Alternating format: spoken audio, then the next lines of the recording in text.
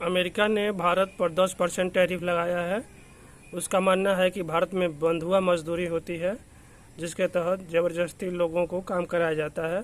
तो अमेरिका ने बंधुआ मजदूरी से निर्मित सामान को अमेरिका में न बेचा जा सके, इसलिए टैरिफ लगा दिया है। एक प्रकार का शुल्क है, जो सीमा शुल्क अमेरिका के बाज़ार में, अमेरिका के देश में जब कोई वस्तु प्रवेश करती है, अमेरिका विदेशी वस्तुओं जैसे भारत और चीन से मंगाता है, तो अपने यहाँ सीमा पर उसकी जांच करता है और उस पर शुल्क लेता है, एंट्री फीस, तो उसे टैरिफ कहते हैं। तो उस टैरिफ को 10% बढ़ा दिया है, यानी 10% अधिक शुल्क वसूलेगा। अमेरिका का मानना है कि भारतीय अभी इंडस्ट्री में बंधुआ मजदूरी कराई जाती है, उनसे सामान निर्मित किया जाता है और वो सामान अमेरिका में नहीं बिकेगा। अमेरिकी लोग ज़बरदस्ती मजदूरी से बने सामान को या फिर बाल मजदूरी से बने सामान को अमेरिका में नहीं खरीदेंगे, इसलिए अमेरिका ने 10% टैरिफ बढ़ाया है। भारत में कॉटन इंडस्ट्री, कालीन इंडस्ट्री मतलब कपास और ईंट भट्ठे पर अधिकांश ज़बरदस्ती मजदूरी कराई जाती है। ग्रामीण क्षेत्रों में ईंट और भट्ठे पर बच्चे और अन्य सस्ते श्रमिक लोगों से ज़बरदस्ती कम कीमत पर, कम मजदूरी पर उनसे ईंटा पाथा जाता है, ईंटा वाला मजदूरी कराया जाता है। जबकि बड़े नगरों में कपास उद्योग में ज़बरदस्ती मजदूरी कराई जाती है, ऐसा अमेरिका का मानना है। हालांकि भारत ने 2023 के अपने विदेश नीति में, व्यापारिक विदेश नीति में संशोधन 2026 में किया, जून 2026 में किया है। उसमें उसने बहुत सारे विदेशी सामानों को जो बंधुआ मजदूरी से निर्मित हैं, उसको भारत में न आए। भारत ने इसलिए अपने विदेशी नीति में, फॉरेन पॉलिसी में संशोधन किया, जिससे अमेरिका पर प्रभाव पड़ा है। और उसने पहले जो 12.5% शुल्क लगाया था और उसे घटा के 10% कर दिया है। 12.5% शुल्क उन देशों पर लगा है जहां पर उचित कदम, अमेरिका का मानना है कि उचित कदम नहीं उठाए जाते हैं, जैसे चीन और जापान में बंधुआ मजदूरी को रोकने के लिए।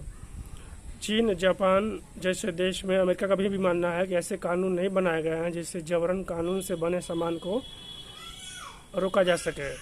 बंधुआ मजदूरी अभी चीन का मानना है कि अभी अमेरिका का मानना है कि चीन में बंधुआ मजदूरी कराई जाती है।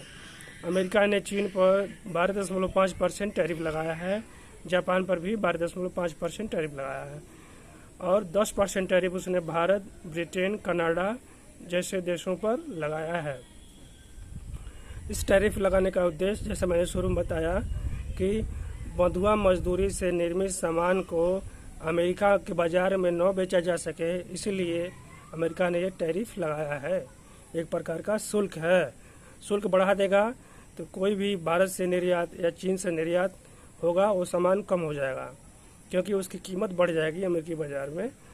तो अभी अमेरिका ने चीन पर 12.5% टैरिफ क्यों लगाया है और भारत पर 10% टैरिफ क्यों लगाया है? इसमें अंतर इसलिए है कि भारत ने 2023 में अपनी जो विदेशी नीति उसमें संशोधन कर लिया है 2026 में, और जबकि चीन का जो सिंजियांग प्रांत है, चीन ने अभी ऐसे कोई कड़ा कदम नहीं उठाया है जहां पर सिंजियांग प्रांत में बंधुआ मजदूरी या जबरन श्रम को रोका जा सके।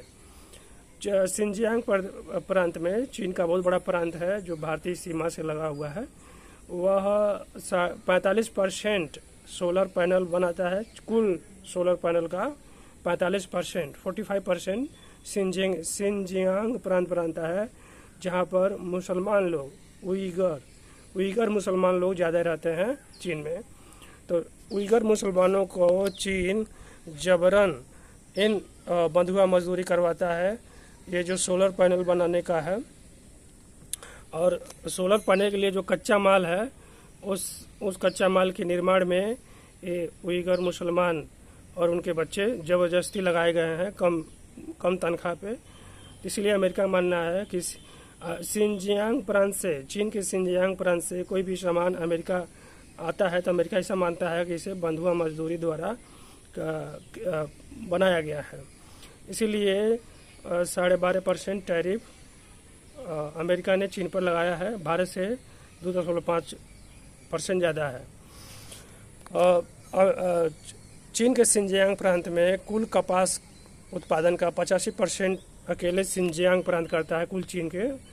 तो सिंजियांग प्रांत से आने वाले कपास के वस्त्र और सोलर पैनल, इस दोनों को अमेरिका रोकना चाहता है, इसीलिए उसने 12.5% टैरिफ लगाया है। कुल मिलाकर बात यह है कि इन देशों में, जिन देशों पर टैरिफ लगा है 10% या 12.5%, उसको अमेरिका मानता है कि इन देशों में बंधुआ मजदूरी या ज़बरदस्ती श्रम कराया जाता है। विभिन्न उद्योगों में, भारत में पटाखों की फैक्ट्री में बाल मजदूरी या बंधुआ मजदूरी, ऐसा अमेरिका के ट्रेड डिपार्टमेंट का मानना है। इसीलिए उसने इन देशों पर अपना टैरिफ लगाया है। तो ये है कुल मिलाकर कहानी कि यूएस ने टैरिफ 10% क्यों बढ़ाया है।